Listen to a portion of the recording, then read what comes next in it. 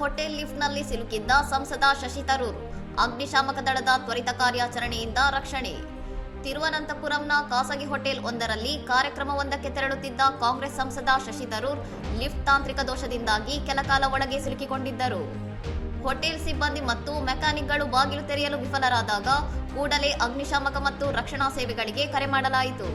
ಮಾಹಿತಿ ದೊರೆತ ಕೇವಲ 5 ನಿಮಿಷಗಳಲ್ಲಿ ಸ್ಥಳಕ್ಕೆ ಧಾವಿಸಿದ ಅಗ್ನಿಶಾಮಕ ದಳದ ಸಿಬ್ಬಂದಿ ಹೈಡ್ರಾಲಿಕ್ ಸ್ಪ್ರೆಡರ್ ಬಳಸಿ ಲಿಫ್ಟ್ ಬಾಗಿಲನ್ನು ಯಶಸ್ವಿಯಾಗಿ ತೆರೆದು ಶಶಿ ತರೂರ್ ಹಾಗೂ ಇತರರನ್ನು ಸುರಕ್ಷಿತವಾಗಿ ಹೊರತಂದರು. ಘಟನೆಯ ನಂತರ ಮಾಧ್ಯಮಗಳೊಂದಿಗೆ ಮಾತನಾಡಿದ ತರೂರ್, ಎಲ್ಲರೂ ಸುರಕ್ಷಿತವಾಗಿದ್ದೇವೆ ಎಂದು ಭರವಸೆ ನೀಡಿದ್ದಲ್ಲದೆ ಅಗ್ನಿಶಾಮಕ ಸಿಬ್ಬಂದಿಯ ತ್ವರಿತ ಮತ್ತು ಅತ್ಯುತ್ತಮ ಕಾರ್ಯಕ್ಷಮತೆಯನ್ನು ಮುಕ್ತಕಂಠದಿಂದ ಶ್ಲಾಘಿಸಿದರು. അവർ സഹായിക്കാൻ സാധിച്ചിട്ടുണ്ട്. ആരും റെസ്ക്യൂവിൽ വിളിച്ചപ്പോഴാണ് ഇത് പെട്ടെന്ന് എത്തി. നിങ്ങൾ കണ്ടു, നിങ്ങളെന്നെ അതിനെ വാർത്തയാക്കിയല്ലോ. ഇനി എന്താ ഞാൻ പറയാം, നിങ്ങളെല്ലാം കണ്ടു കഴിഞ്ഞു. നിങ്ങളെല്ലാവരും ഒരു പാനിക്കില്ല, എല്ലാവരും ರಿಲ್ಯಾಕ್ಸ್ ಕುಳಿತುಕೊಂಡಿದ್ದಾರೆ.